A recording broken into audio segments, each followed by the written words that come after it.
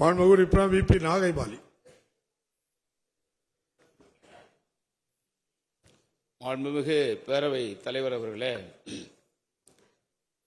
செப்புமொழி 18 சிந்தனை ஒன்றுடையாள் என்று சொன்னான் பாரதி.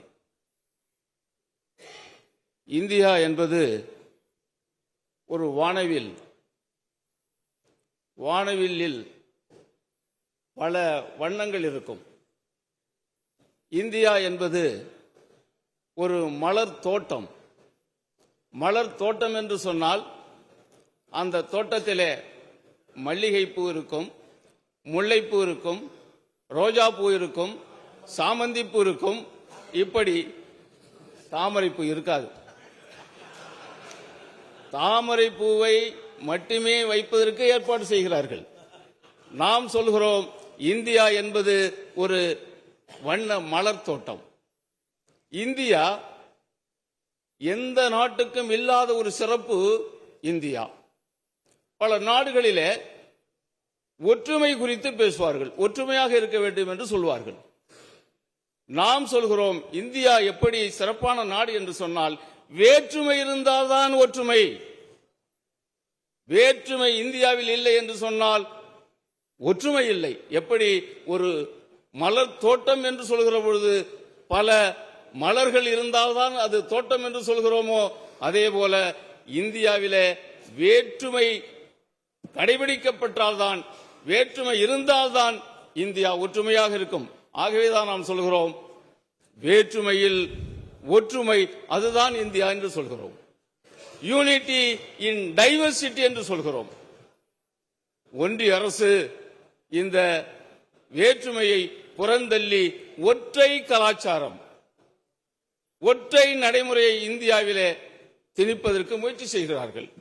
இப்பொழுது நாங்கள் இந்தி படிக்க சொல்லவில்லை.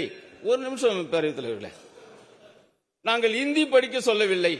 எப்போ சொன்னோம் நாங்கள் இந்தி படிக்க சொல்லி? 3வது மொழியை தான் படிக்க சொல்கிறோம் என்று எப்படி தேனை தடவுகிறார்கள்?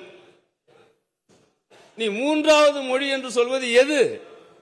ஒரே ஒரு உதாரணத்தோடு நான் உரையை முடிக்கிறேன். ஒரு பள்ளிக்கூடம் இருக்கு. அந்த பள்ளிக்கூட வகுப்பறையில் ஒரு 30 மாணவர்கள் இருக்கிறார்கள். நீ என்ன சொல்ற?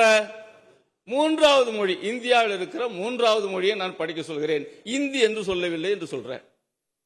அந்த 30 மாணவர்களும் ஒரு 2 மாணவன் நான் குஜராத்தி மொழி படிக்கிறேங்கிறான். இன்னும் ஒரு 4 மாணவன் எனக்கு தெலுங்கு சொல்லி விடுங்கிறான்.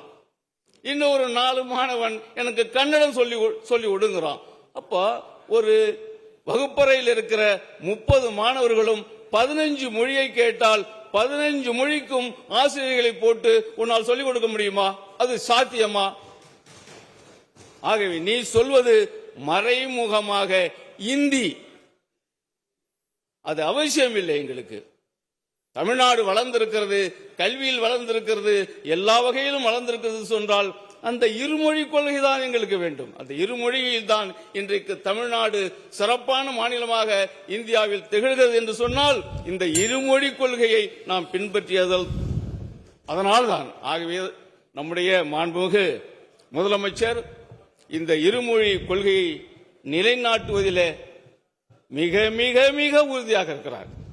2000 என்ன 10,000 கொடுத்தாலும் இருமொழி கொள்கை இல்லை என்று சொன்னால் அந்த பணம் தேவையில்லை என்று சொல்கிற உறுதி நம்முடைய முதலமைச்சருக்கு தான் வரும். ஆகவே நீங்கள் எடுக்கிற இந்த இருமொழி கொள்கையை தமிழகத்திலே நிலைநாட்டுவதற்கு நீங்கள் எடுக்கிற அனைத்து முயற்சிகளுக்கும் மார்க்சிஸ்ட் கம்யூனிஸ்ட் கட்சி உங்களோடு துணை நிற்கும் என்று சொல்லி இந்த தீர்மானத்தை முழு மனதோடு ஆதரிக்கிறேன். நன்றி, வணக்கம்.